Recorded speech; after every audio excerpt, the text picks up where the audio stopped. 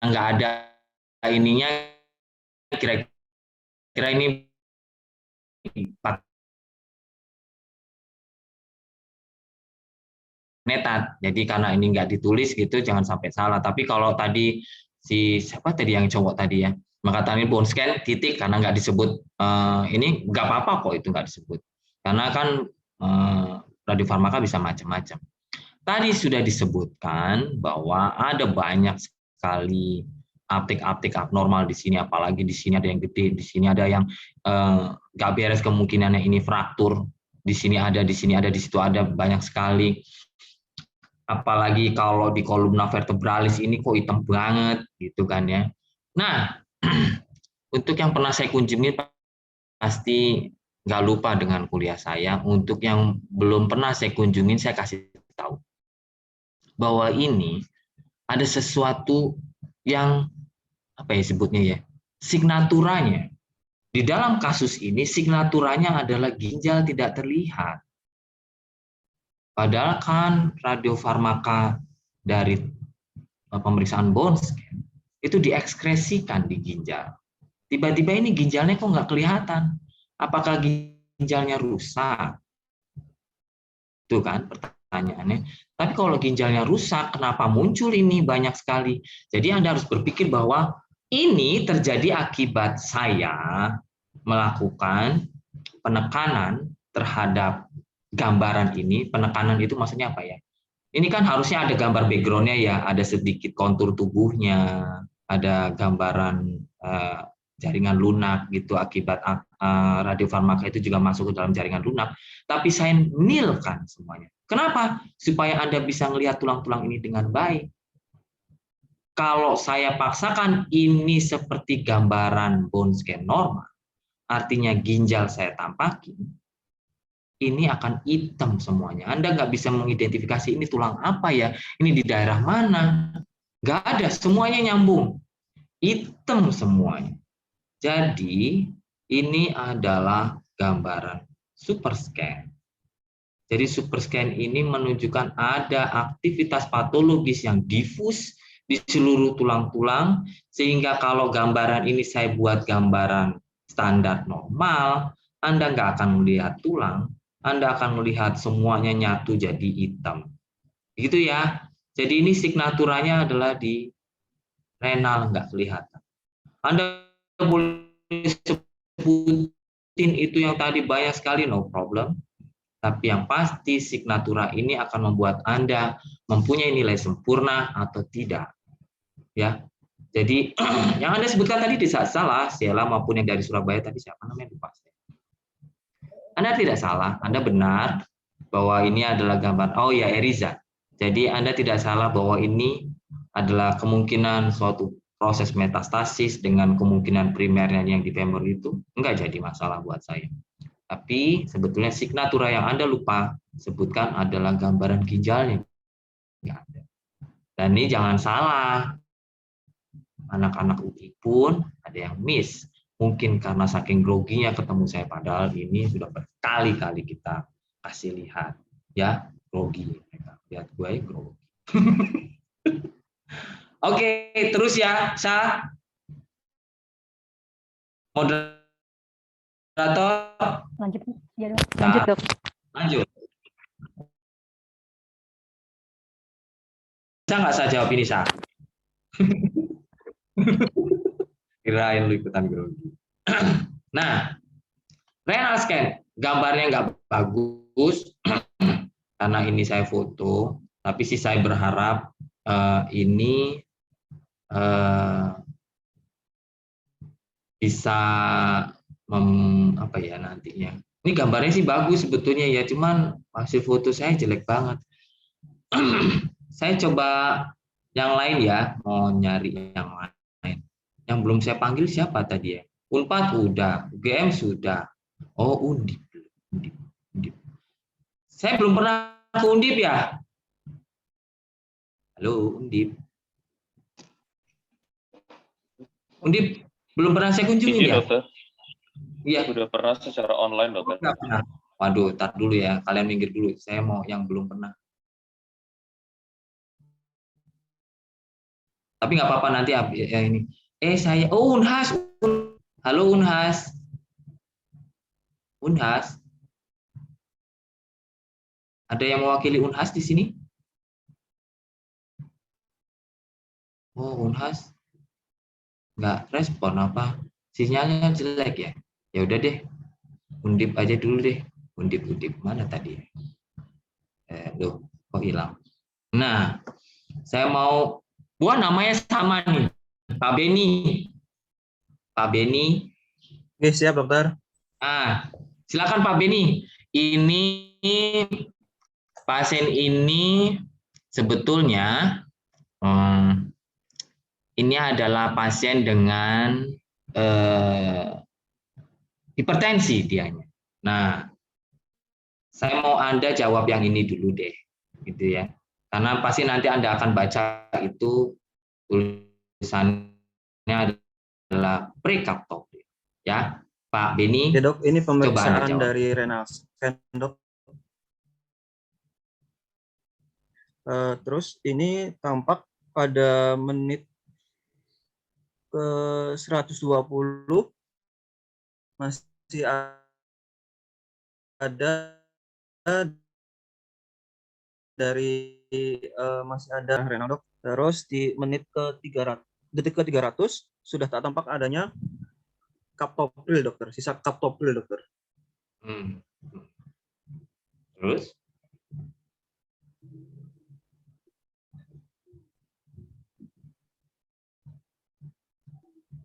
Kesannya apa Pak Beni?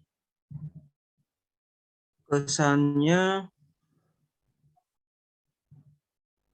berarti untuk ekskresi ginjalnya masih baik dokter. Baik, karena waktu kita terbatas, gimana kalau aku jelasin ya? Cukup Pak Beni aja ya. Nanti yang lainnya karena ini penting nih diketahui sama dokter spesialis radiologi supaya nanti bisa menginterpretasikan ini. Jadi mohon maaf, ya aku tadi nyari-nyari renogram GFR yang normal itu di RSCM susah nyarinya yang normal. Jadi makanya tadi aku ambil yang ini aja prekaptopril. Jadi sebetulnya aku tadi udah ngasih tahu bahwa ini sebetulnya adalah renogram GFR. Tolong dibaca ya GFR nanti kalau misalnya ada GFR-nya gitu, ini adalah renogram GFR karena renogram itu ada banyak, renal scan itu ada banyak Pak Beni. Jadi ada renogram GFR, ada renogram DMSA, ada contohnya ini adalah renogram kaptopril, tapi ini sebelum diberikan kaptopril karena tulisannya kaptopril, artinya ini adalah renogram biasa, GFR biasa, ya.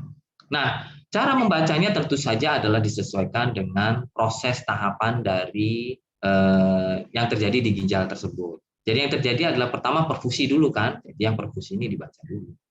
Jadi gambar yang pertama dibaca. Kenapa gambar dibaca dulu dok? Nah iyalah Anda kan dokter spesialis radiologi, Anda kan nantinya menginterpretasi gambar. Nah, gambar ini tidak terlalu baik, tapi mungkin Anda samar-samar bisa terlihat bahwa ini pada perfusi, fase perfusi, ini tangkapan di renal ini baik kiri maupun kanan. Kok kirinya beda dok? Ini kiri kanan? Ya, karena ini adalah diambil dari kamera posterior. Karena kan ginjal relatif lebih ke arah posterior, sehingga kita ngambil yang paling dekat dari belakang. Jadi kayak kita ngelihat dari belakangnya pasien. Jadi ini berbeda dengan standar viewing pada radiologi. Standar viewing radiologi kan biasanya yang sebelah kiri kita adalah kanan pasien kan? Enggak, kalau misalnya ini adalah kiri ya kiri. Ini kalau Anda lihat gambaran renalnya ini terlihat dari awal sampai akhir fase perfusi. Ceritakan aja. Tampak tangkapan aktivitas pada kedua renal yang dimulai dari fase awal.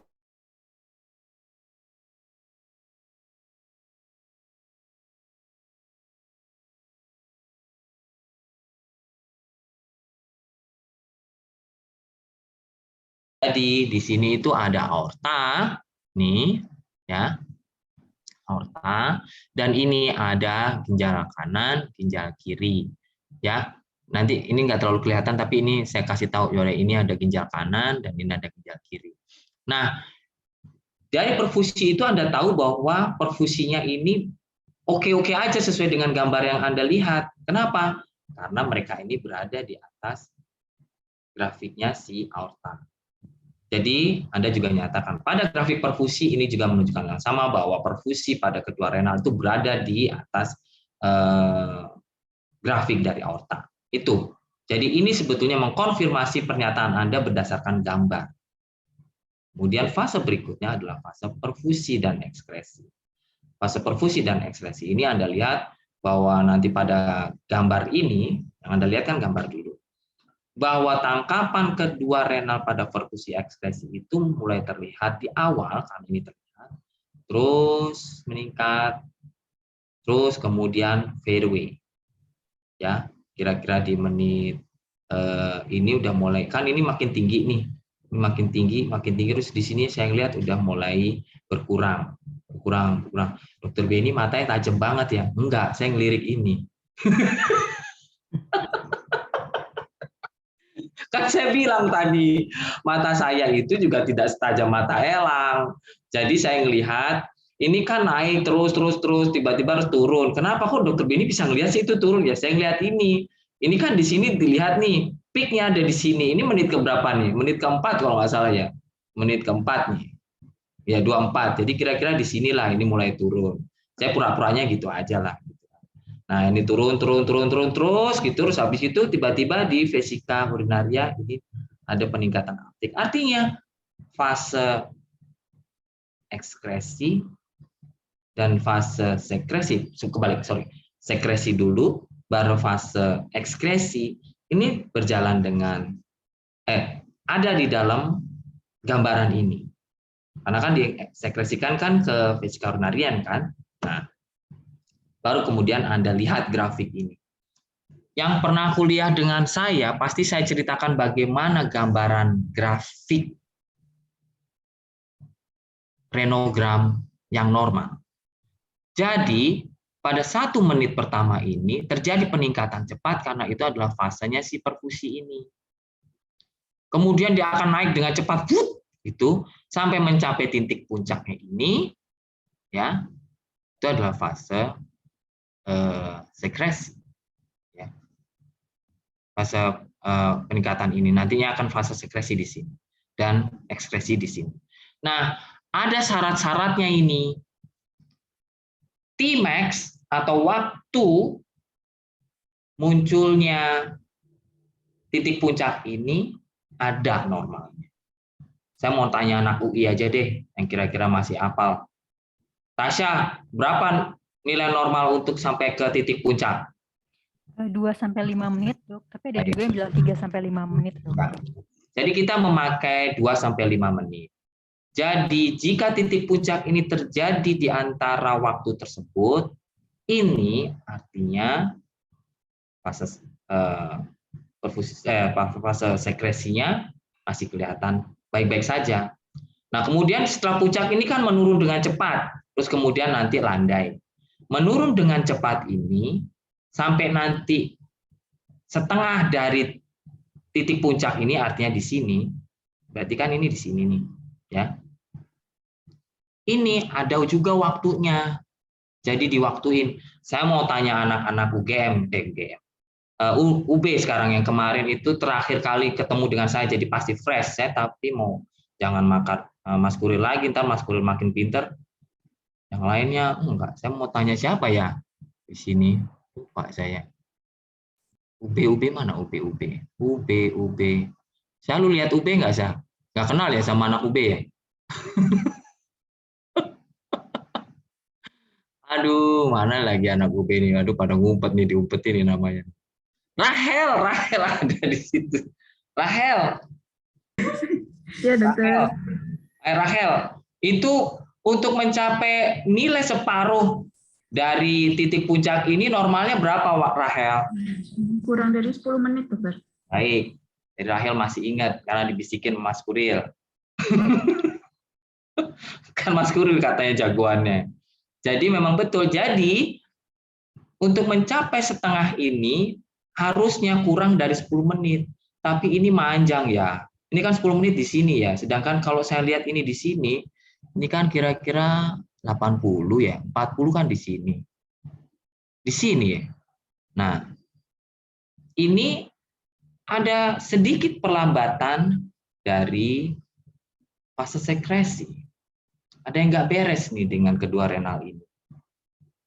Jadi ini nanti yang Anda akan laporkan. Jadi kalau saya contohkan bagaimana melaporkan ya, tampak peningkatan pada fase sekresi ekskresi, renogram GFR, tampak peningkatan aktivitas di kedua renal meningkat hingga sampai misalnya segini 5 menit, terus kemudian menurun perlahan, dan kemudian muncul aktivitas di vesika urinaria, menurun perlahan hingga akhir pemeriksaan, dan tampak aktivitas pada vesika urinaria pada menit berapa nih? Menit ke-22, dan ini terlihat makin meningkat pada akhir pemeriksaan. Pada gambaran kurva grafik renogramnya terlihat peningkatan cepat pada fase awal dengan mencapai Tmax pada kedua renal, misalnya ini kan renal kiri, renal kanan sama aja nih. Pada kedua renal itu pada menit ke 4 gitu. Kemudian grafik tersebut menurun dengan cepat dan kemudian melandai dengan nilai T setengahnya, waktu untuk menunjukkan setengahnya ini berada di menit ke 4. Tuh, baru kemudian dibacalah parameter ini. Bahwa fungsinya, GFR-nya itu berapa? Ini kan ada GFR nih, nilai GFR, ya, nilai GFR. Jadi nilai GFR ini dilihat satu persatu. Ini nih, GFR pada ginjal kiri 54, GFR pada ginjal ginjal kanan 49,3. Nah, ini nilai GFR ini Anda ceritakan apakah ini masih dalam batas normal atau tidak, ya. Nanti Anda berdasarkan normalize ini, Anda nanti lihat apakah nilai GFR ini masih normal. Berapa sih nilai normal GFR untuk orang dewasa normal? Kalau nggak salah kan kalau di ESUR ya, European Society itu kan dikatakan 60-an ya. Jadi ini mungkin sudah terjadi gangguan fungsi ginjal tapi ringan. Nah, jadi kesannya apa? Kalau kita mau ngomong ini adalah gangguan fungsi kedua ginjal yang relatif masih normal pada fase sekresi. Tuh, karena fase ekskresi, karena fase sekresinya masih baik. Itu. Jadi cuma gitu doang. Kalau misalnya ini masih normal, disebutkan dengan nilai GFR yang kiri berapa, nilai GFR yang kanan berapa. Itu. Ya, jadi untuk renal ini memang Anda harus melihat tentang masing-masing dari fasenya ya, fase perfusi, fase sekresi, fase ekskresi. Kemudian nanti Anda laporkan, jangan lupa karena ini adalah renal GFR, Anda tentu saja harus menyebut berapa nilai GFR dari masing-masing ginjal itu. Itu ya, Rahel dan tadi siapa tadi yang dari Indip tadi, lupa. Oke, aku teruskan ya. Halo, Syah? Baik dok, lanjut dok. Lanjut. Oke, kalau lanjut berarti sekarang aku kasih kesempatan anak UI untuk melanjutkan. Ini kan prekaptopril. Ini kelihatannya grafiknya normal-normal saja. Sekarang saya kasih lihat setelah diberikan atau diintervensi dengan kaptopril. Karena pasien ini hipertensi. Ini adalah setelah diberikan kaptopril. Saya tunjuk teman lu, siapa yang mau jawab ini?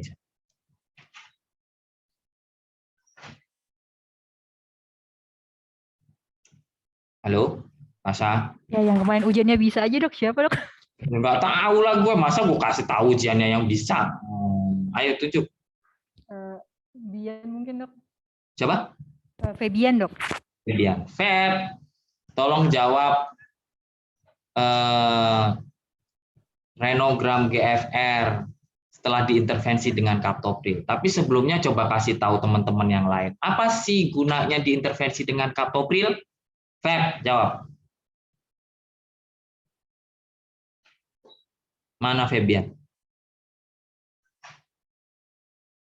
Mana Febian? Udah tahu dok, sepertinya nggak respon dok. Mungkin Semaput. iya dok, Adrian kali dok. Adrian, oke. Adrian, mana Adrian?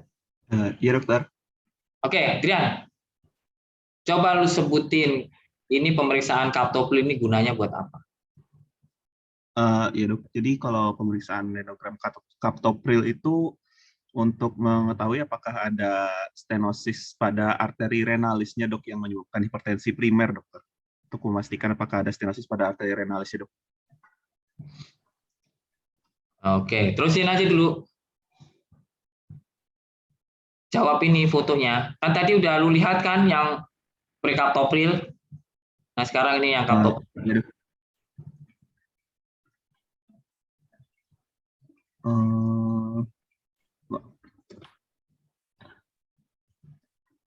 Ini maaf dok, ini gambarnya saya agak susah melihat. Jadi kalau izin saya interpretasi dok.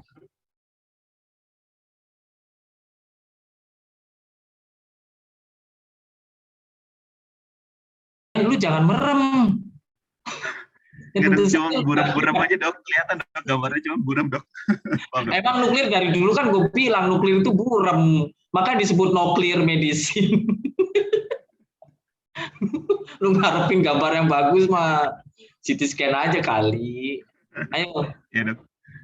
Jadi pemeriksaan renogram kaptopril dok, di sini pada fase perfusi kita lihat fungsi untuk perfusi dari ginjal kanan dan kiri masih baik dok, masih berada di atas aorta. Kemudian aktivitas di ginjal kanan dan kiri sudah tampak pada menit-menit awal yang terus meningkat mencapai Tmax-nya yang kanan pada 2,5 menit, yang kiri pada 3 menit.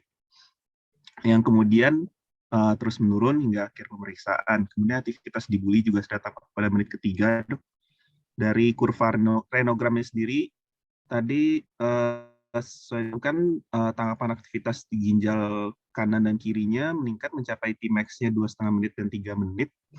Tapi di sini saya lihat aktivitas di ginjal kanannya dari kurva renogram tampak lebih rendah ya dok dibandingkan dengan ginjal kirinya dokter setelah pemberian kaptopril dok.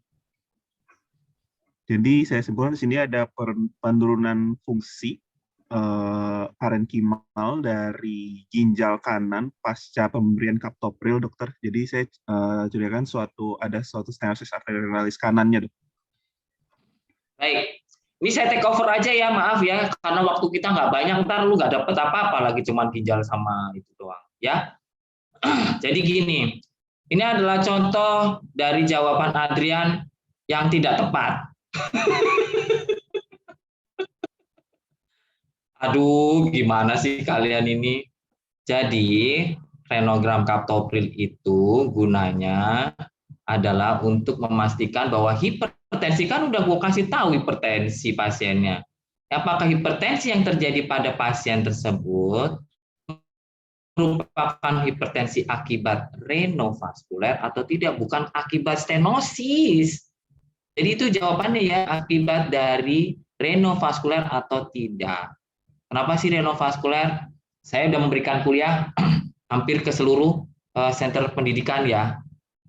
Kalau nggak salah ingat, sudah hampir ke semua center pendidikan. Kecuali Sumatera Utara kali ya. Ya. Nah, jadi kan hipertensi itu 80% ya.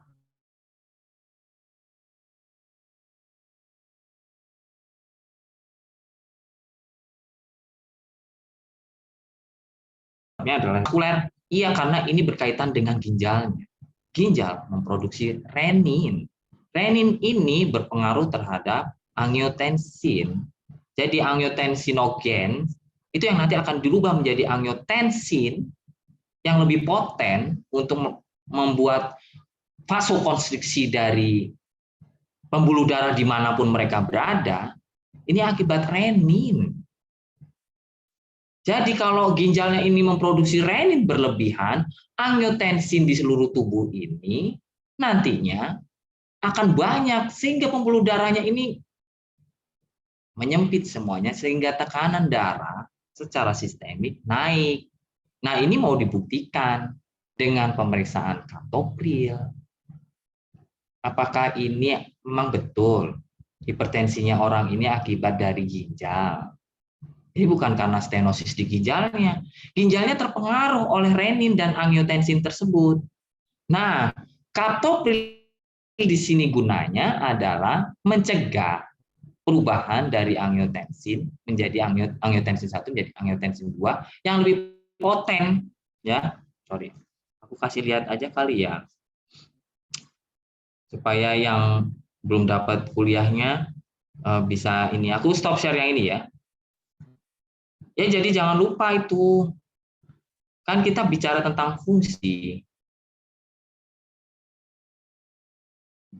Mana ya? Ininya ya. Nah, ini dia nih yang aku mau kasih lihat.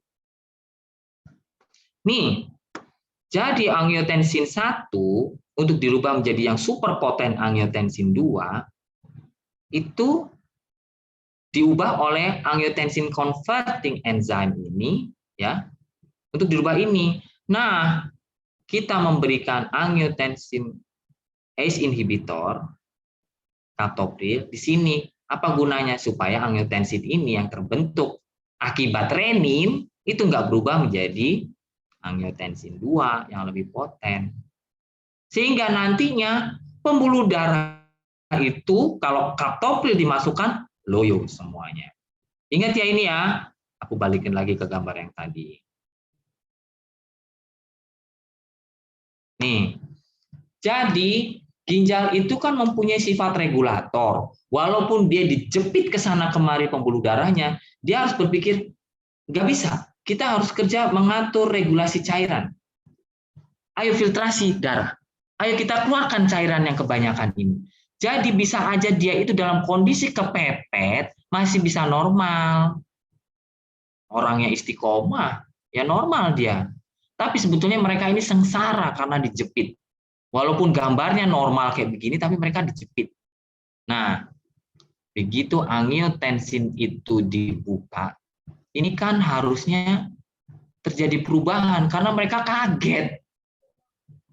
Kalau misalnya ini udah biasa kejepit, terus habis itu pressure-nya dibuka, mereka kaget.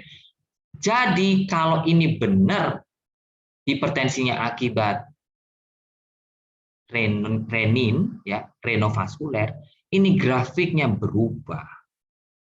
Ya, masih ingat nggak yang sahabat kuliah dari saya? Tapi ini grafiknya sama saja. Jadi di sini tidak terbukti terjadi hipertensi akibat renovaskuler. Nggak percaya? Ayo saya kasih lihat lagi. Ini juga supaya yang saya belum pernah mampir ke rumahnya bisa mengikuti apa yang saya katakan. Masih ingat nggak gambar ini? Ini adalah grafik bentuk kurva renogram, ya. Grafik 0, grafik 1, grafik 2, grafik 3, grafik 4, grafik 5. Apa maksudnya, Dok? Enggak, ini cuma penandaan aja bahwa grafik yang normal itu kita nyatakan sebagai grafik yang ke 0. Ini grafik yang ke 1, kalau ini sedikit memanjang Tmax-nya. Nah, ini lebih memanjang lagi gitu ya. Dan ini adalah grafik tipe obstruktif. Ini adalah grafik dengan penurunan fungsi. Ya, ini penurunan fungsi lebih berat. Ini teman kita kasih mark aja 0, 1, 2, 3, 4 supaya Anda tahu. Nah, bisa dikatakan bahwa dia itu hipertensi akibat renovaskuler. Saya pernah ngasih lihat ini kan. Yang ini aja, yang bawah-bawah nggak usah, ini aja. The most specific. Anda kan nanti dijadikan dokter spesialis, general radiologis, nggak perlu lah ini, kalau ini sup aja nantinya yang harus tahu. Jadi kalau kurvanya berubah, kita ngomong whole renal ROI, cortical renal ROI itu maksudnya apa, Dok? Jadi kalau tadi saya gambar untuk membuat kurva ini kan saya gambar. Kalau gambarnya itu saya ambil ginjal semuanya, itu artinya whole renal ROI. Tapi kalau saya gambar korteknya saja, itu cortical ROI. Ya, jadi kan untuk membuat grafik itu saya harus gambarin tuh ginjal.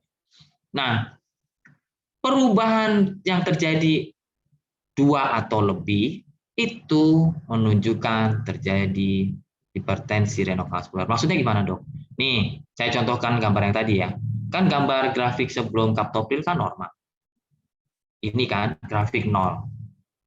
Jadi harusnya kalau pasien ini memang benar hipertensinya akibat renovaskuler, at least dia itu berubah grafiknya menjadi grafik nomor 2 ini.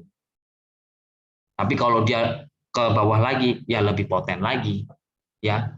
Tapi kalau dia berubah hanya 1, ya tunggu dulu. Ini tadi gambar grafiknya dari cortical ROI atau whole ROI.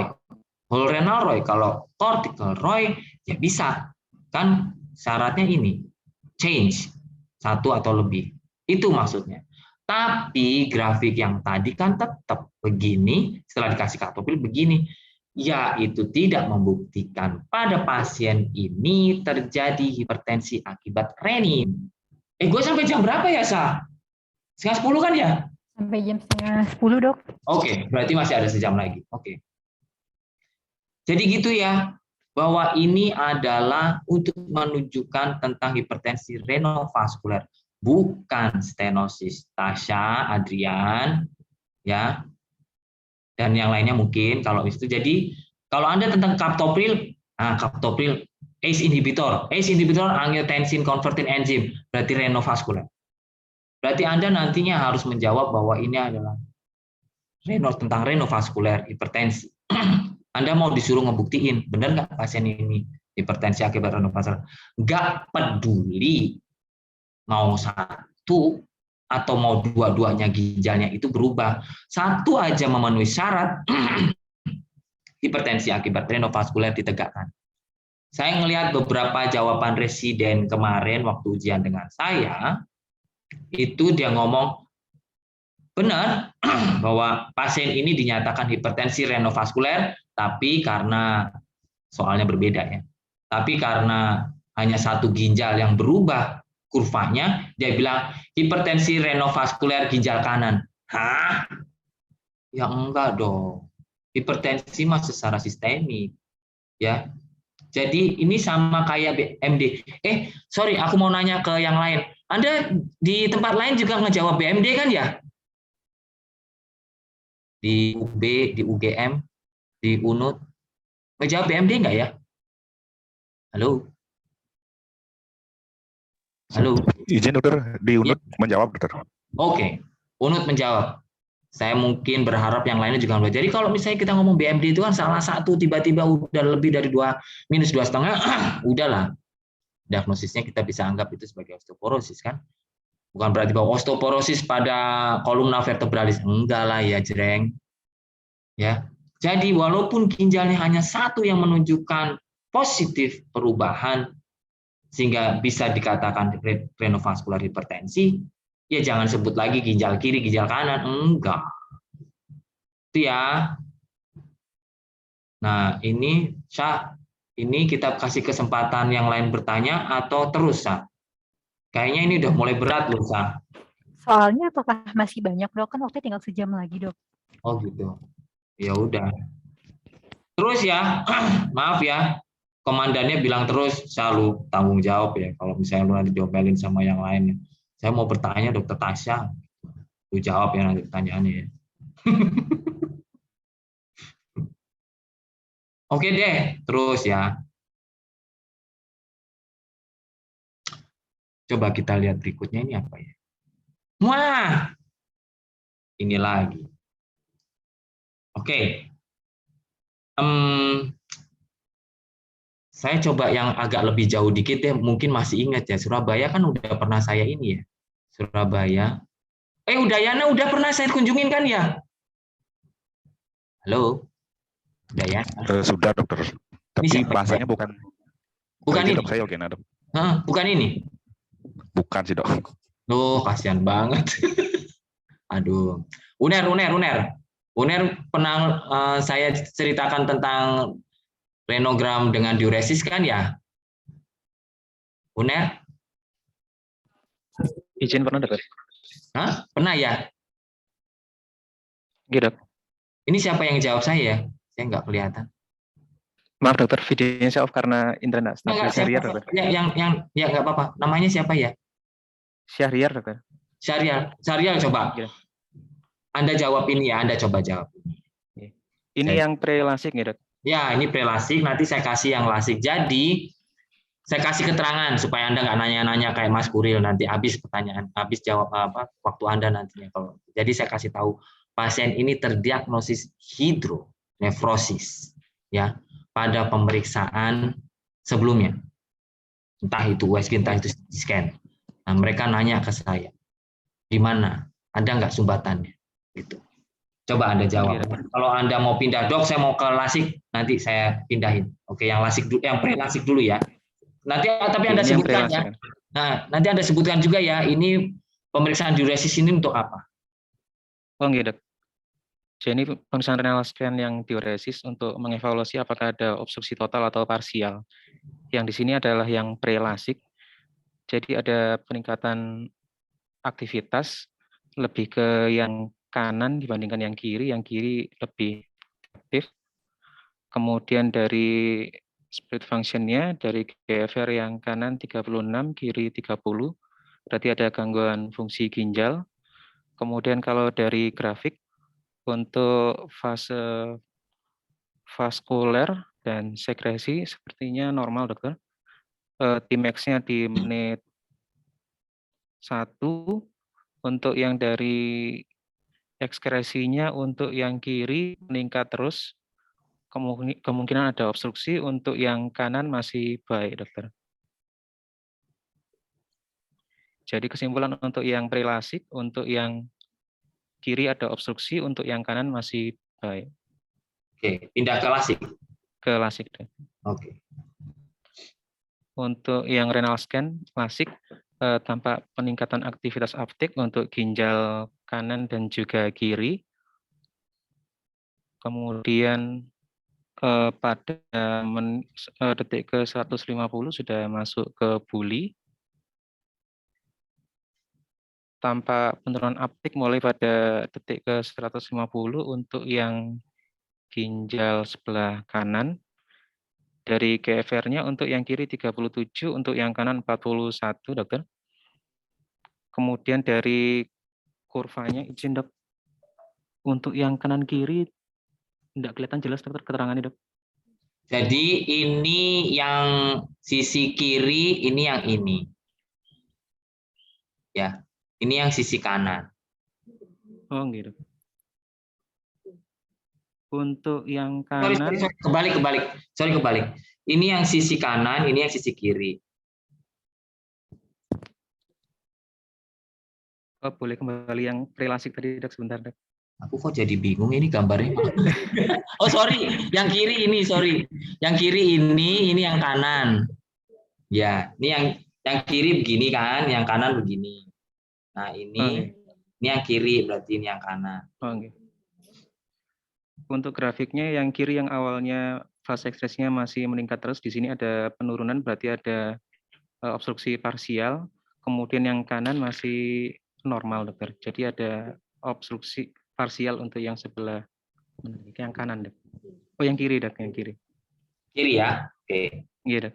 Aku take over ya supaya kita nantinya bisa ngomong. Nih, jadi untuk membaca yang sebelum lasik itu kan sama kayak membaca renogram GFR biasa. Jadi ini adalah pembacaan renogram biasa. Cuman aku mungkin perlu ingatkan bahwa hati-hati membaca grafik ini termasuk normal atau tidak normal. Ya. Karena ini harus Anda korelasikan dengan nilai GFR-nya. Nilai GFR ini dua-duanya kan nggak normal ya. Ya. Jadi ini adalah grafik tidak normal, walaupun kelihatannya seperti normal grafiknya, naik turun, tapi dia terlalu rendah, ya. Jadi ini terlalu rendah nih peaknya. Nah, orang tiba-tiba GFR-nya segini kok, yang kanan 30. Jadi harusnya itu kalau yang normal dia harusnya di sini nih, itu. Tapi ini nggak normal, kenapa? Karena ini puncaknya terlalu rendah. Jadi ini hampir flat. Hampir mampus nih ginjalnya nih, tapi masih dikaruniai 30 liter per menit dari GFR-nya ya. Cuman yang kirinya ini grafiknya aneh, naik terus, nggak turun-turun. Ini artinya sekresinya nggak ada. Tapi ingat, bahwa untuk menjawab bahwa ini benar-benar adalah sekresi nggak ada karena tersumbat, nggak bisa dari sini, dari renogram GFR biasa atau prelasik. Jadi ini kita nyatakan sebagai ini adalah ginjal yang kiri dengan grafik tipe obstruksi. Masih ada yang ingat nggak? Ini lagi ya, kuliah gue ya, supaya yang nggak dapet kuliah itu bisa ngikutin maksud saya apa gitu ya. Siap. Yang kayak tadi apa? Unut ya. Unut. Mana tadi? Yang di mana? Nah, ini dia nih. Ini kan yang normal, grafik normal tuh bentuknya kayak begini. Nah, grafik tipe obstruksi itu bentuknya begini, naik terus. Ini jangan dibaca, jangan dilihat diuresisnya ya, jangan. Grafiknya seperti ini. Tapi ini belum berarti bahwa ini adalah obstruksi. Kenapa? Karena nanti setelah dikasih diuresis baru kita tahu apakah itu obstruksi atau tidak. Dan tadi saya mungkin koreksi dari pernyataannya tadi siapa namanya? Syariar ya. Syariar, bahwa jika kita melihat grafik setelah diberikan diuresis di sini, ini kan diberikan diuresis di sini nih. Grafiknya kan turun, drop. Jadi ini artinya tidak ada yang menghalangi atau mengobstruksi aliran dari ekskresi tersebut. Nah, tadi kan Syarial bilang ini kemungkinannya adalah parsial obstruksi. Memang betul ada beberapa literatur, beberapa jurnal yang menyatakan bahwa bisa aja itu terjadi partial obstruction. Tapi sebetulnya sih nggak penting itu. Yang penting pada pemeriksaan renal scan dengan GFR ini adalah Anda menentukan ini obstruktif atau bukan. Jadi kalau Anda ngomong ini adalah partial obstruksi, jadi saya nyatakan Anda ngerti bahwa ini adalah obstruksi. Tapi kalau misalnya Anda menyatakan ini bukan obstruksi, ya Anda tahu. Nah sekarang, jadi dari pemberian lasik ini, ternyata ekskresinya berjalan dengan lancar lagi, gitu kan? Jadi ginjal kiri yang dicurigai obstruksi karena hidronefrosis, ternyata setelah dikasih lasik, sekresinya lancar tuh. Jadi ini pastinya bukan obstruktif ya Syariar. Ya kan Syariar? Halo? Ya ini kan pastinya bukan obstruktif karena dikasih lasik urinnya keluar kok. Ya kan? Jadi ini bukan obstruksi. Itu aja. Nah, tapi Anda tentu saja menyertakan dengan informasi yang lain bahwa ini fungsi ginjalnya dua-duanya nggak bagus, yang ginjal kanan grafiknya juga nggak bagus, hampir flat. Nanti Anda ceritakan itu. Tapi intinya sih, saya cuma pengen tahu aja nantinya kalau misalnya Anda ujian dengan saya, Anda ngerti nggak kenapa saya memberikan intervensi diuresis pada pasien ini? Tentu saja itu ada kaitannya dengan permintaan dari klinisi yang nanti nanya, ini hidronefrosis yang terjadi pada pasien ini akibat obstruksi atau bukan, Ben? Emang kenapa? Ya kalau obstruksi, gue nanti rilis obstruksinya. Tapi kalau enggak, ya biarin aja. Itu artinya compliance dari pelviocalices renalnya nggak bisa balik. Udah melongo aja dia. Kalau bahasa Jawanya ngowoh ya, Syariar. Bener nggak? Ngowoh. Jadi ya udah nggak usah diapa-apain lagi, nggak ada intervensi lebih lanjut secara klinis. Gitu. Jadi kalau terlihat di sini bahwa ginjal kiri itu setelah diberikan diuresis, loh kok turun grafiknya? Oh artinya nggak ada obstruksi. Udah gitu aja yang saya ingin tahu. Jadi Anda ceritakan. Jadi inti dari pemeriksaan ini adalah nantinya Anda bisa menyebutkan nggak? Ini obstruksi atau enggak? Udah. Nantinya Anda ceritakan bahwa ini fungsi ginjalnya ini nggak bagus dua-duanya, bonus. tapi Anda sudah nilai batas lulus. Ya, jadi saya pengen tahu aja Anda nih ngerti nggak bahwa ini terjadi obstruksi atau enggak. Nanti Anda tambahkan ini dengan fungsi ginjal kiri dan kanan jelek, wah bisa 100. Itu ya. Waduh, udah tinggal segini. Nggak apa-apa deh. Terus ya. Gimana? Terus ya? Lanjut, Dok. Oke. Nah, aku mau siapa ya? Ini. Masa anak UI lagi? Ada yang mau jawab dari aku belum panggil tadi nggak? Unhas mungkin tahu ini pemeriksaan apa? Tapi Unhas aku belum pernah datengin ya. Kasihan nanti. Dari UNER udah. Unpad ya, Unpad. Saya mau Karina. Karina. Izin dokter, apakah terdengar dokter? Terdengar dengan jelas. Silakan Karina. Baik dokter, kalau boleh tanya dok, klinis pasiennya apa ya dokter? Ini habis operasi, terus kemudian nyeri dada luar biasa. Dari pemeriksaan foto toraks, tidak didapatkan kelainan alias normal. Tuh. Jadi akhirnya dibuatlah pemeriksaan ini. Silakan. Post operasi ya dok, klinisnya dok. Ya. Jadi ini pemeriksaan lung perfusion dokter. Jadi kalau dilihat dari paru-parunya kemungkinan ada uptake dokter masih normal uptake di daerah paru kiri. Kemungkinan masih di segmen di lobus interior paru kirinya masih bagus dokter, lalu sebagian lobus interior paru kanan juga masih bagus dokter, tapi yang di lobus superior sepertinya uptake-nya menurun dok. Jadi curiganya apakah ke arah perfusi yang menurun di lobus superior, perlu dipikirkan adanya. Lobus superior mana Karina? Lobus superior paru bilateral dokter. Oke. Apakah perlu dipikirkan adanya emboli dok yang menyebabkan adanya iskemik sehingga mengganggu proses perfusinya dok? Mohon arahan dok. Jangan mohon arahan kalau ujian. Oke, ini saya take over ya. Jadi betul ini adalah pemeriksaan lung perfusion.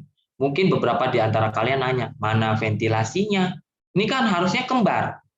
Lung perfusion, lung ventilation atau VQ scan, ventilation quantification scan. Mana kok dokter Benny ngasih perfusi doang? Nah, saya sih memang tadi sengaja diam-diam aja, tapi karena nggak minta, saya juga nggak ngasih, dan kebetulan juga nggak ada Karina. Jadi saya cuma mau ngasih aja tentang perfusi ini. Dan Karina, analisisnya benar, bahwa ini kemungkinannya yang dipikirkannya karena pasien ini habis operasi, nyeri dada, foto torak normal, halah, ini pasti kemungkinan emboli paru. Coba saya lihat. Emboli paru itu kan di vaskuler ya. Jadi kalau vaskulernya tersumbat, tentu saja perfusinya nggak baik. Dan karena ini lung perfusion, tentu saja ini nantinya bisa menunjukkan mana area-area yang low aktivitas karena radiofarmakanya nggak nyampe ke situ. Nah, kita punya gambar di sini. Ini adalah gambaran anterior, ini gambaran posterior, ini gambaran apa nih? Right anterior oblique. Ini left posterior oblique. Right anterior oblique. Nah, ini sama juga dua-duanya. Menunjukkan sesuai dengan ini ya, sesuai dengan posisinya masing-masing. Left lateral. Apa nih? Saya nggak baca. Cuman kita bisa lihat di sini adalah ini adalah gambaran paru-paru kalau Anda bayangkan. Ini ada jantung. Jantung tentu saja nggak masuk karena ini kan kita masukinnya ke perfusi. Nanti ada yang nanya, kok bisa jantung nggak masuk dok? Emang radiofarmakanya masuk mana? Ya, jadi pemeriksaan ini memang kita memang bisa masukin ke dalam relatif lebih apa ya? Target kita adalah paru-paru. Oleh karena itu kita memakai radioisotop makroagregat albumin yang memang nantinya akan ke sini aja, jantung enggak, gitu ya. Jadi ke jantung dia hanya akan pas lewat aja. Nah, kalau ini dia akan sedikit lebih lambat. ya, sedikit lebih lambat di sini sehingga akhirnya dia bisa memberikan gambaran atau citra karena kan kita tangkap tuh, kita tangkap pakai gamma kamera. Nah, yang kita lihat di sini memang ada inhomogenitas dari uptake tersebut. Jadi kalau kita lihat di kanan, paru-paru kanan ini yang bagian bagian superior ini relatif berkurang dibandingkan bawahnya. Terkonfirmasi dengan bagian posterior.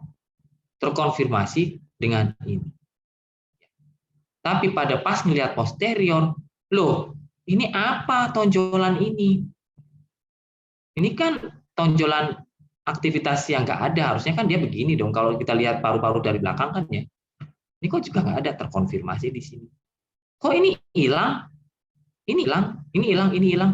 Berarti ada lebih dari satu lokasi sebetulnya. Tapi sih sebetulnya saya cuma mengharapkan satu aja kalian bisa menemukan ini, udah alhamdulillah, karena ini nggak harus penuh seperti itu.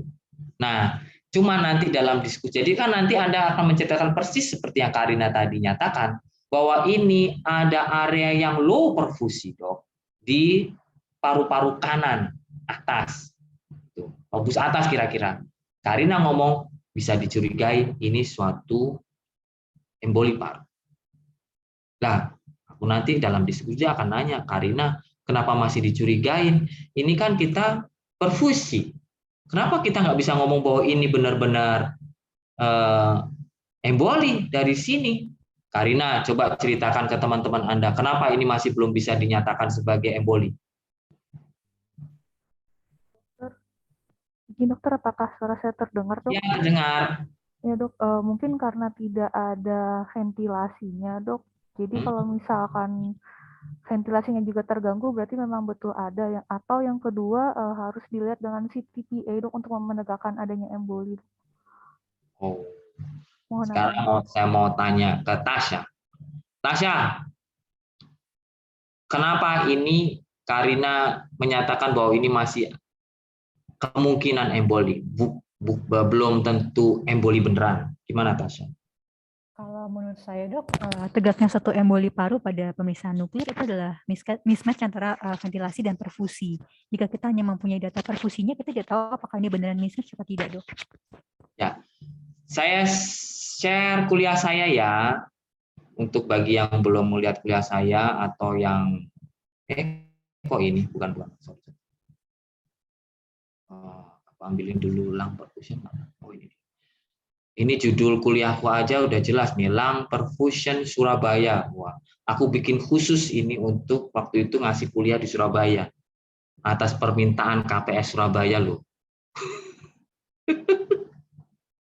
Ini harusnya Surabaya jago nih. Kalau Tasya sih nggak usah dikasih kuliah, suruh baca sendiri ya saya. Sebentar, ini aku bikin dulu, diundang sama KPS Surabaya, Dr. Beni, kasih dong. Kelihatan ya, Sa? Kelihatan ya? Kelihatan. Oke. Oke. Nah, gambarnya. Interpretasi. Jadi interpretasi kan ada normal, match abnormality, mismatch, reverse mismatch. Ya. Jadi kalau tadi, yang tadi Surabaya namanya siapa? Lupa aku. Yang tadi jawab ini lung scan siapa tadi Surabaya perempuan? Siapa sih tadi sih? Karina ya, dok. Karina. Ya Karina ya. Karina kan ngomong bahwa nanti dilihat lung perfusinya, dok. Kalau lung perfusinya itu ada kelainan juga, berarti itu kemungkinan adalah abnormal. Jadi kalau perfusinya dan ventilasinya sama-sama ada kelainan, berarti dia masuknya ke match abnormality ya. Tapi Tasya bilang enggak. Kalau abnormal, kalau kemungkinan kalau emboli itu adalah mismatch. Coba kita lihat. Nih, yang disebut mismatch itu adalah kalau misalnya ya dari perfusinya itu ada gangguan, tapi dari ventilasinya baik-baik aja. Ini yang nantinya memang dipikirkan kuat suatu emboli. Kenapa? Ya sudah jelas bahwa perfusinya kan terhambat karena ada blokade dari vaskuler. Ini kan emboli parunya kan. Nah, tapi karena saluran napasnya tidak terganggu sama sekali, ya baik-baik aja dia. Ingat ya, bahwa kejadian emboli paru itu seringnya adalah akut. Jadi belum sampai ini gangguan vaskularisasi di sini merusak struktur di sekitarnya sampai saluran napas pun jadi terganggu. Belum. Nah, memang bisa ini nantinya berkelanjutan ya. Terus sampai akhirnya ini rusak jadi infark, lung infarction. Ya bisa. Itu yang nantinya akan ditemukan oleh Karina. Terjadi gangguan perfusi match dengan gangguan ventilasi. Ya. Jadi ini kalau kita pikirkan suatu emboli, sebentar ya. Halo, tante aku lagi ngajar. Nanti aku telepon lagi ya. Iya ya, nanti aku WA ya. Aku lagi ngajar. Nah, oke, kasih. Ayo, assalamualaikum. Jadi inilah yang nanti Anda harus ceritakan ke saya kalau misalnya saya ajak diskusi.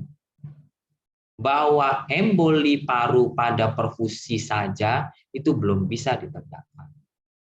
Ya. Jadi harus ada ventilasinya. Nah, cuman curangnya kalau nanti Anda udah punya spek CT, ya nggak usah pakai ventilasi juga bisa ditegakkan. Karena nanti kan Anda ngelihat gambaran radiografi dari CT scan. Masih ingat kan? Apa tuh Hampton sign? Apalagi Syah? Untuk emboli paru Syah? Kalau di foto toraks? Saya tanya Hampton sign itu, Dok. Terus ada lagi kan? Banyak kan?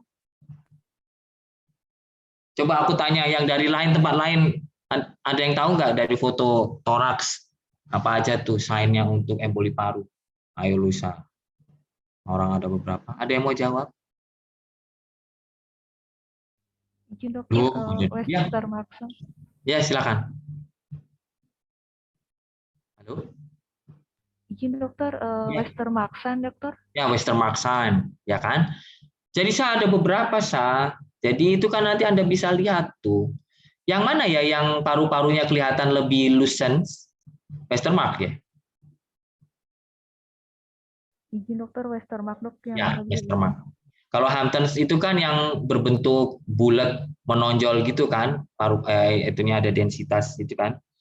Nah, jadi kalau Anda punya spek CT yang digabung antara CT scan dengan kedokteran nuklir, ya ventilasi paru jadi nggak berguna lagi, mungkin tidak berguna lagi, nggak usah, kita lihat aja nanti gambaran radiologinya. Di situ kalau di situ gambar paru-parunya relatif lebih senyap, ya match lah ini. Jadi bukan, sorry, aku nggak ngomong match deh, nanti Anda bingung. Ya ini sepakat lah artinya antara lung perfusion dengan CT-nya. Ya kan kalau Anda berpikir bahwa terjadi emboli, tentu saja nantinya vaskularisasi di situ akan senyap, paru-parunya jadi kelihatan lebih hitam. Ya kan? Begitu kan? Ya, oke.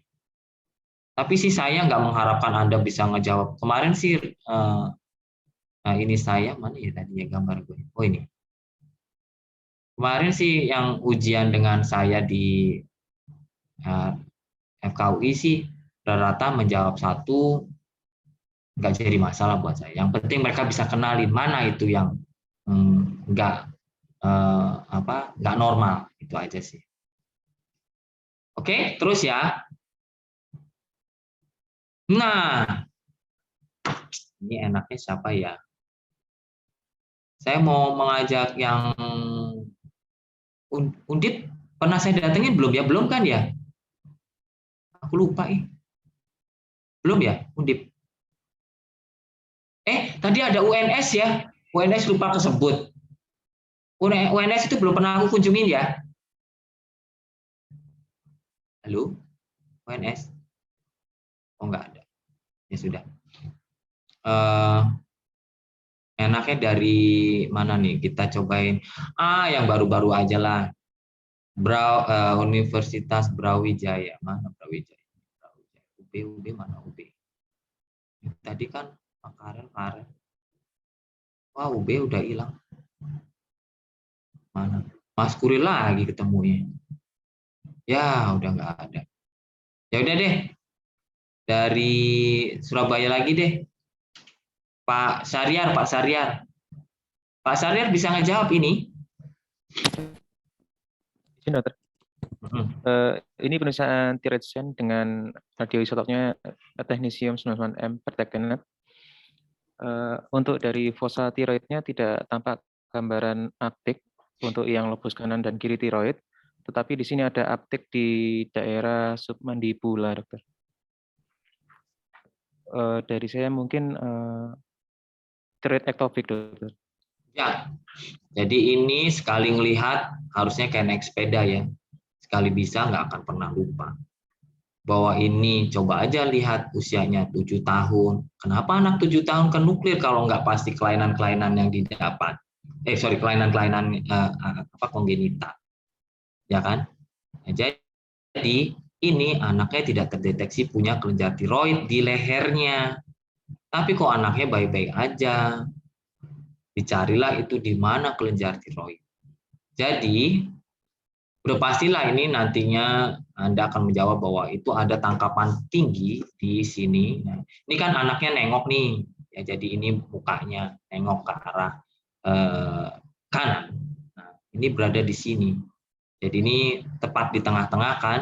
Jadi ini di pangkal lidah. Nah, ini adalah kemungkinan kelenjar tiroid yang nggak turun ke lokasinya yang normal di leher anterior ini. Nah, misi saya nantinya, kalau saya nguji, saya akan pasti nanya, ini embriologinya gimana sih? Kenapa tiba-tiba tiroid ada di situ? Itu yang saya tanya. Ya nggak sih? Saya nanya kan embriologi. Jadi supaya Anda itu jangan lupakan tuh ilmu embriologi karena segala sesuatu yang nanti Anda temukan baik normal maupun abnormal itu kadang-kadang bisa dikaitkan dengan embriologinya. Contoh kayak nantinya ada kelenjar adenoma paratiroid lah ya. Jangan lupa loh. Paratiroid itu bisa dari pangkal leher sini sampai mediastinum. Ya. Jadi kalau misalnya tiba-tiba nih, aku bisikin ya. Ada nih penguji yang ngomong, ini pasiennya ini patah-patah tulang mulu, udah gede padahal. Terus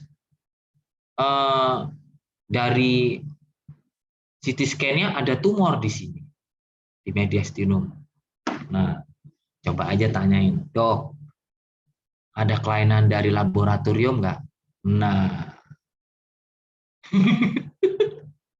nanti tiba-tiba sialan ketebak. Paratormonnya tinggi, gitu. Udah nggak usah pakai cangcicis lagi. Jadi jangan cuma berpikir bahwa paratiroid itu ada di daerah leher di sini. Secara embriologis dia bisa dari sini sampai ke sini. Ya. Nanti coba nih, kalau tiba-tiba ada yang iseng, seharusnya nggak boleh iseng. Ujian nggak boleh iseng. Ujian itu adalah menguji dasar. Jadi Anda sebagai dasar dari dokter spesialis radiologi, general radiologis kan begitu.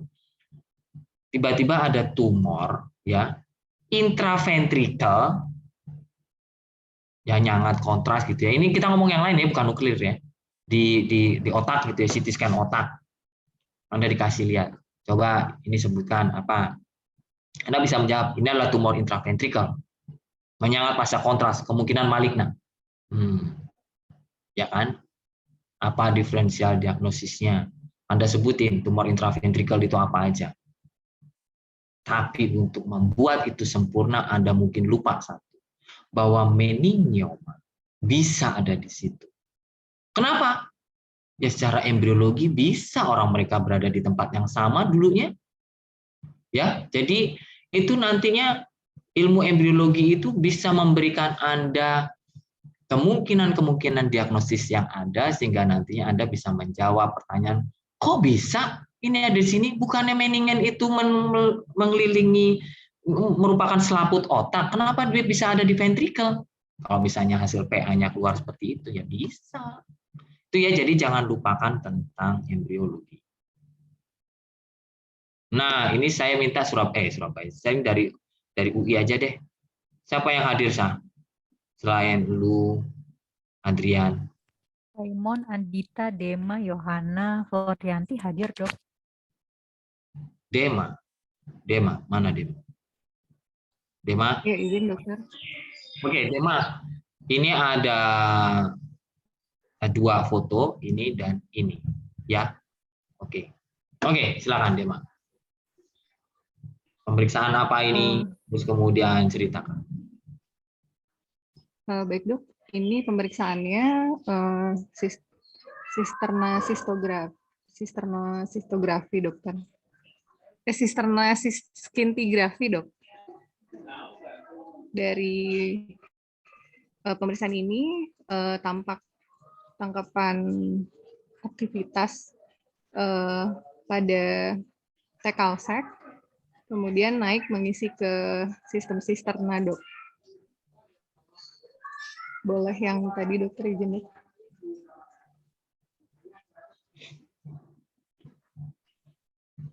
Kemudian pada foto lateralnya ini di daerah yang ditandai dengan tampon tampak aktivitas radiofarmaka di regio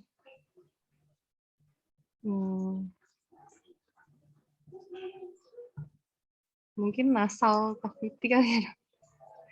Jadi ada defek dok pada sistem sisternanya dok, ada CSF leakage dokter. Jadi Dema melupakan satu hal, bahwa dia itu boleh bertanya tentang klinis. Tapi ya karena Dema udah terlalu percaya diri ya nggak apa-apa. Kan kalau saya tadi ngarepin Dema nanya, dok ini klinisnya apa? Gitu. Pasti saya akan jawab tuh, ini pasiennya KNF, tertulis di sini. Tapi dia ini pilek terus. Ya, pileknya kenapa? Gitu. Nah, kemudian dicarilah dengan pemeriksaan sisternosintigrafi ini. Jadi kita mau lihat ada nggak leakage dari cairan cerebrospinal ini menuju ke arah nostril. Meler terus kan dia. Tuh. Jadi pemeriksaan ini dilakukan dengan menyuntikkan radiofarmaka intratekal, biasanya pakai fungsi lumbal, untuk kemudian radiofarmaka itu terdistribusi ke dalam sistem sisterna, ya. Terus kemudian dia nantinya jika ada kebocoran, dia akan terlihat. Tuh. Tapi pada gambaran ini tidak terlalu kuat penampakannya.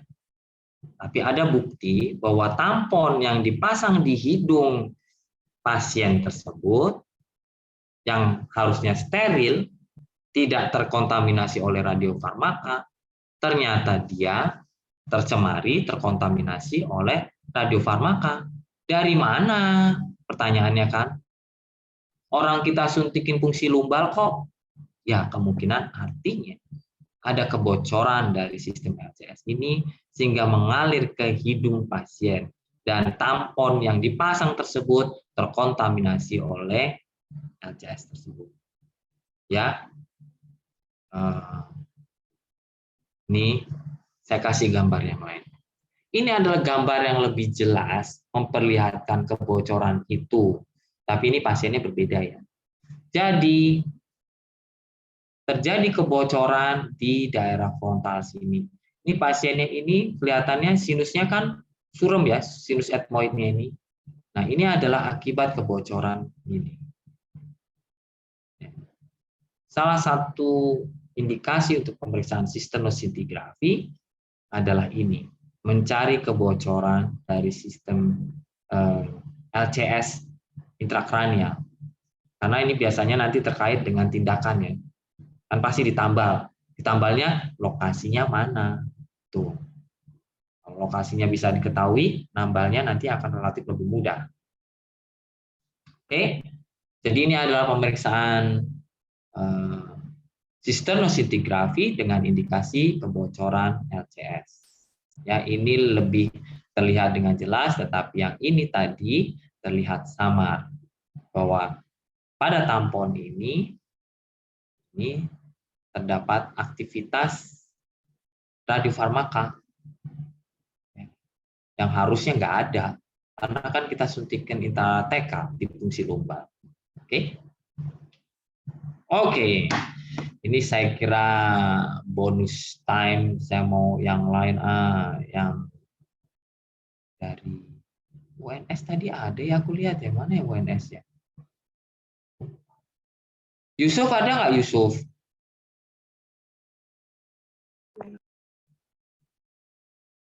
Yusuf ada nggak? Pak Yusuf masih mirip tapi. Halo, oh iya. Ya, udah Pak Yusuf. Ada dong. Ya, Pak Yusuf, coba ceritakan Anda gambar ini, gambar apa Pak Yusuf? Izin dok, kalau kesan saya dok, ini spek CT ya dok ya. Oke. Spek CT dengan fokusnya sebenarnya di vertebra dokter. Terus kalau kesan kami memang tampak peningkatan uptake ya dok pada yang tampaknya diffuse pada sistema vertebra, mulai dari torakal, lumbal, yang terkonfirmasi dengan gambaran CT-nya, gambaran lesi litik plastik dokter. Mohon koreksi dok. Jadi ini apa? Jangan dikoreksi dulu. Oh Anda belum iya, kesan kami ini dok, metastasis, bone metastasis dokter. Ya, jadi yang kita inginkan sih Anda mengenali nggak ini pemeriksaan. Mungkin kurang lengkap tadi ya, bukan spek CT saja. Ini adalah bone scan dengan spek CT. Ya, jadi ini kan gambar atasnya ini bone scan sebetulnya ya. Dan di sini tertulis bone scan. Bone scan ini sebetulnya, tapi kita lakukan spek. Kenapa spek? Karena ini irisan, bukan gambar planar seperti tadi. Ini adalah gambar irisan. Terus kemudian ini kan udah jelas lah Anda tahu ini CT kan, CT scan dari tulang-tulang ini terlihat ada banyak sekali. Ini yang Anda ceritakan. Jadi yang pertama mungkin saya mungkin perlu perbaiki. Jadi Anda ceritakan ini pada bone spek ini Anda dapatin apa? Jadi aktivitas patologis kan, peningkatan ini. Anda bisa sebutkan, kalau misalnya Anda nggak bisa sebutkan satu-satu, ini peningkatannya tadi kan Anda nyatakan benar, ini peningkatannya kelihatannya relatif difus dong di tulang-tulang kolumna vertebralis, tapi ada peningkatan yang bersifat relatif lebih tinggi di mana-mana. Kalau Anda bisa nyatakan itu, nggak apa-apa. Kalau enggak, ya nggak usah. Gitu. Kemudian dari gambar CT-nya tentu saja karena gambarnya ini resolusinya lebih tajam, Anda tentu saja harus menyebutkan apa yang terjadi pada gambaran ini. Tentu saja Anda sebutkan bahwa pada gambaran CT scan terlihat terlihat gambaran lesi-lesi hiperdens di tulang-tulang kolumna thoracovertebralis, terutama di korpus, ini tulang lesi-lesi blastik terutama saya lihat di sini dok. Ini juga di sisi kiri dari L5 begitu ya. Anda ceritakan, baru kemudian pada gambaran bone, spek, dan CT, artinya ini digabungkan, ini lesi-lesi tersebut match dengan gambaran baik masing-masing spek maupun CT-nya. Jadi ini adalah kemungkinan metastasis tulang. Tuh, ya. Seperti itu, saya sih nggak mengharapkan yang aneh-aneh dari sini. Oke. Ada waktu 15 menit untuk bertanya. Jadi udah ya. Nggak usah nanti pusing. Ada yang mau nanya nggak? Jangan nanya dok, dari soal itu mana dok yang nanti dikeluarin. Nah, itu saya nggak bisa jawab. Saya aja belum tentu nguji. Ada yang mau tanya, Kak? Gimana dari Izin dok. ya silakan. Siapa nih? Yusuf. Yusuf dok. Silakan Yusuf. Terus terang dari kami memang paparan untuk nuklir cukup rendah dok. Jadi kami boleh minta tolong dijelaskan lagi dok yang kurva renal dok, yang dari 0, 1, 2, 3 tadi dok.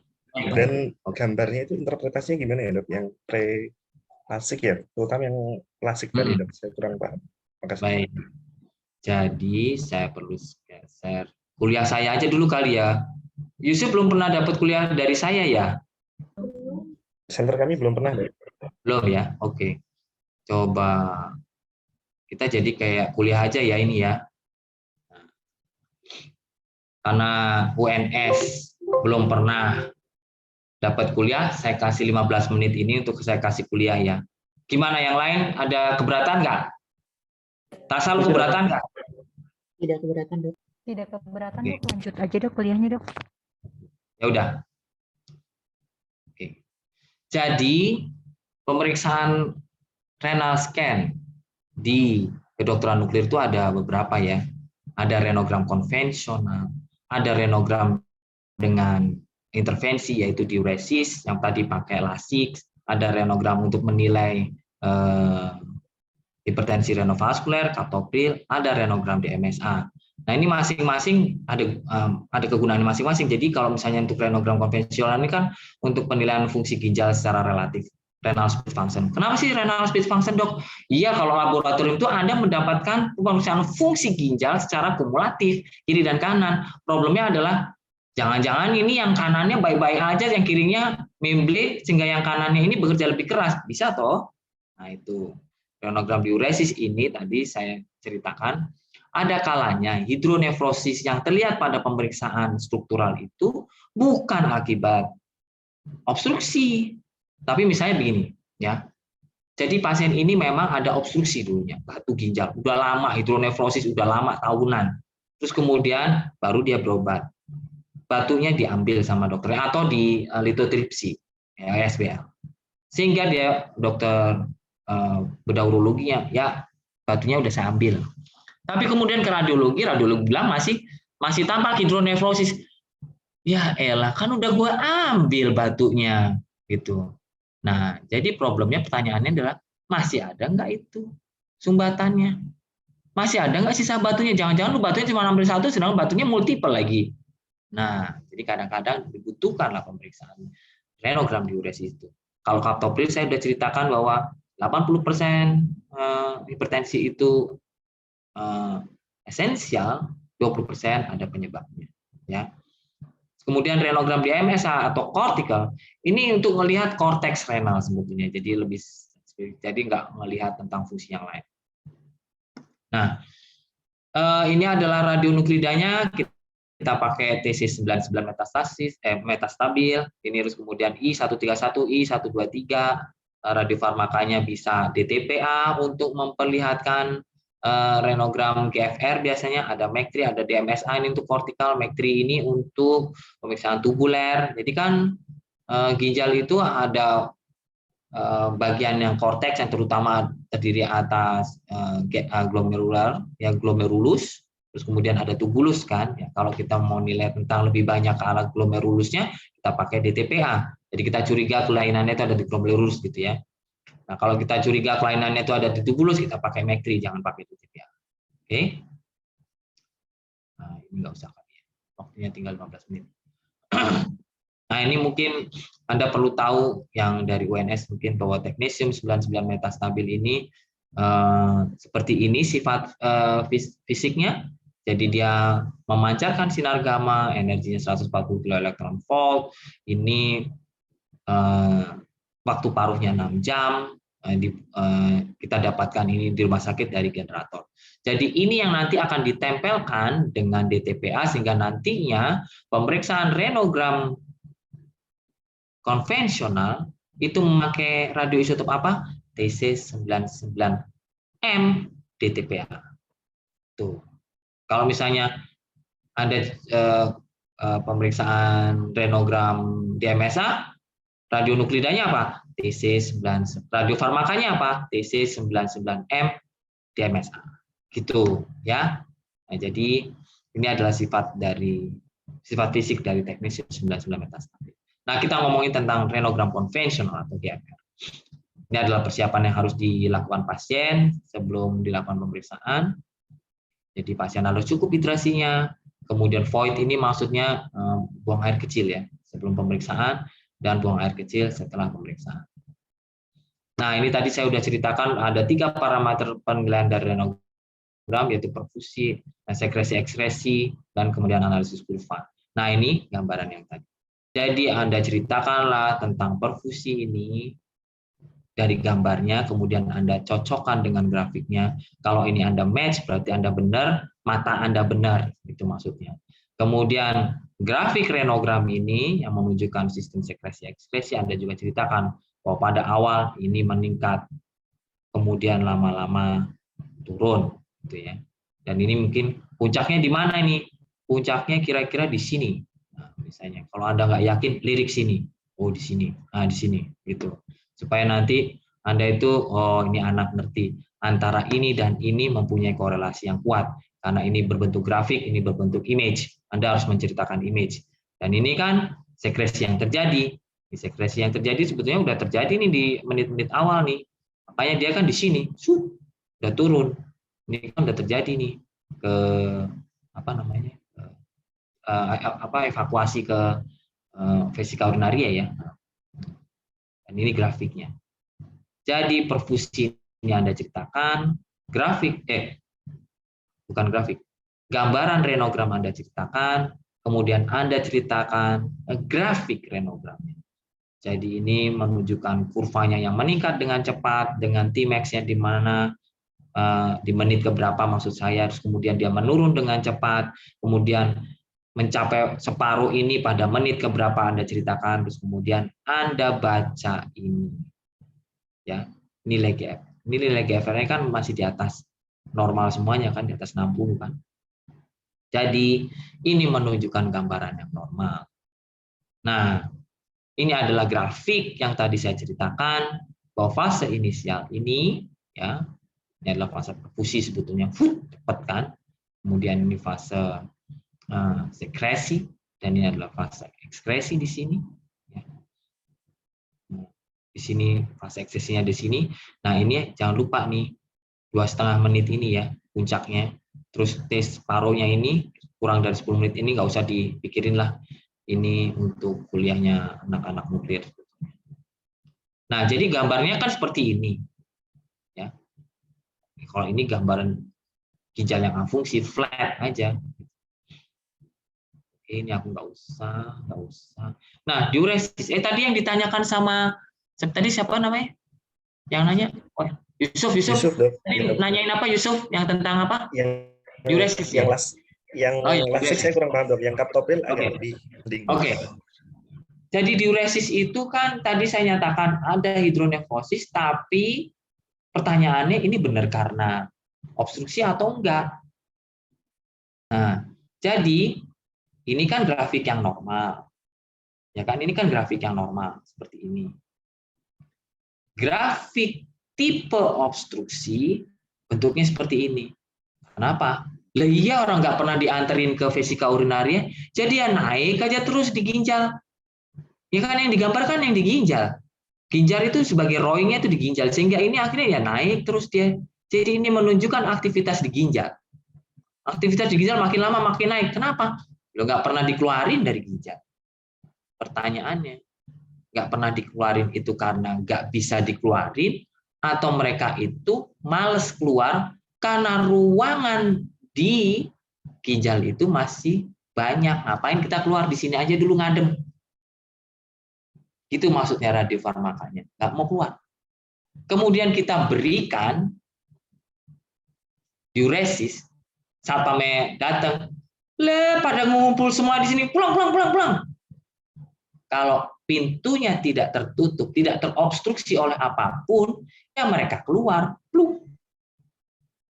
Tapi kalau misalnya pintunya itu terkunci, ya mereka bilang, Pak, gimana mau keluar? Pintunya terkunci. Terjadi obstruksi. Ya ini tetap setelah dikasih diuresis, naik terus. Nggak ada yang keluar. Walaupun udah dikasih diuresis di sini. Keluar. Gitu. Jadi ini maksudnya. Tapi kalau ini nggak ada obstruksi, semuanya keluar. Ya. Jadi mungkin supaya nggak membuat bingung Yusuf, karena Yusuf hanya mendapatkan kuliah kultum 7 menit begini, ya. Saya nggak ngasih yang ini ya, grafik ini ya, karena grafik ini udahlah ini untuk yang nuklir aja, untuk anak-anak velo nuklir. Tapi kalau ini adalah yang Anda harus tahu, bahwa terjadi penurunan itu menunjukkan tidak ada obstruksi.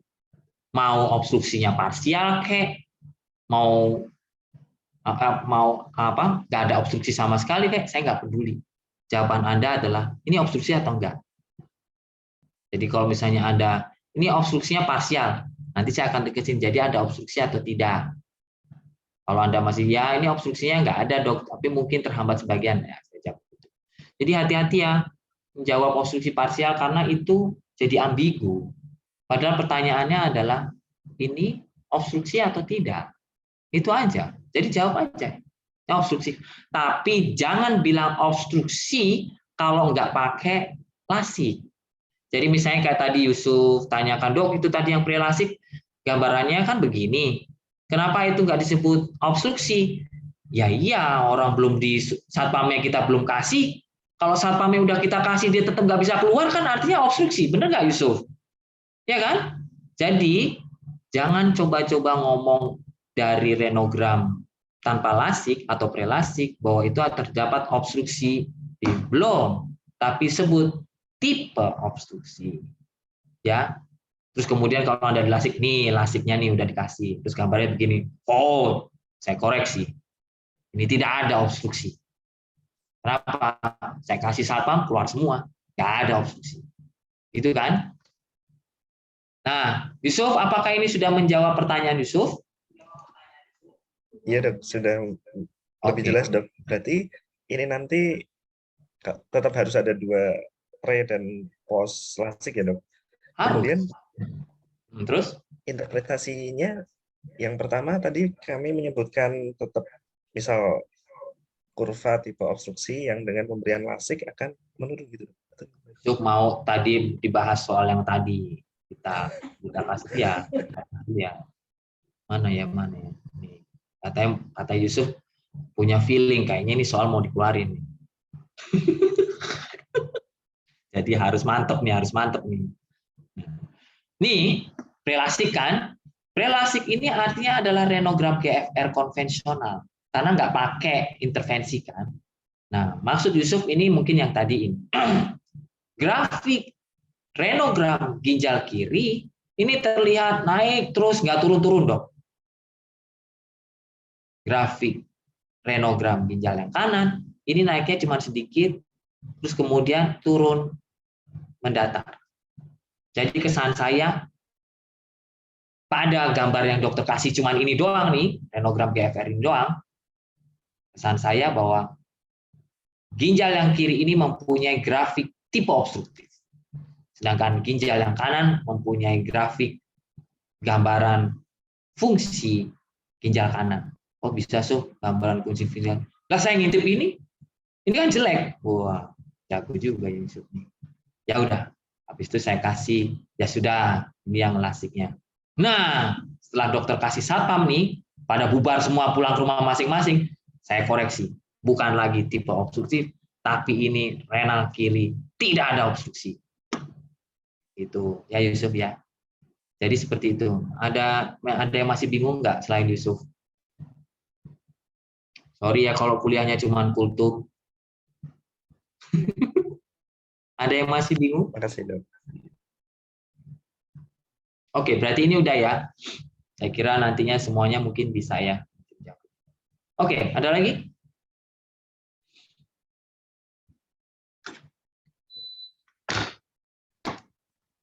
Ada lagi? Habis ini sama dokter Sahat ya saya? Sama dokter Sahat jam 10 dok. Oh jam 10. Wah. Saya bentar. Komputer gue kok jadi begini. Bentar, masih terlihat kan aku ya? Kalau sama dokter Sahat sih saya mengharapkan nanti Anda konsentrasi penuh ya. Dokter Sahat itu jago di gastro. Saking jagonya sampai soal-soalnya itu susah semua. Benar nggak, Sa? Saya aja kadang-kadang, Hat, ini apaan, Hat? Gitu. Jadi ya nanti Anda harus konsentrasi penuh dengan dokter Sahat ya. Kalau saya kan ringan, cuman gitu-gitu aja, gitu. Nggak terlalu berat lah buat Anda. Saya sih mengharapkan nanti Anda semuanya bisa lulus di sesi yang radionuklir gitu ya dengan baik, karena sebetulnya sih nggak ada yang berat di radionuklir.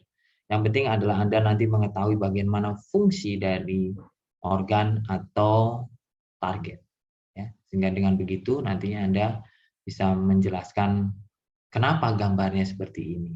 Itu aja, karena pemeriksaannya adalah pemeriksaan fungsional, bukan pemeriksaan struktural. Oke? Ya udah, kalau nggak ada yang nanya lagi karena waktunya juga tinggal 5 menit, selesai ya.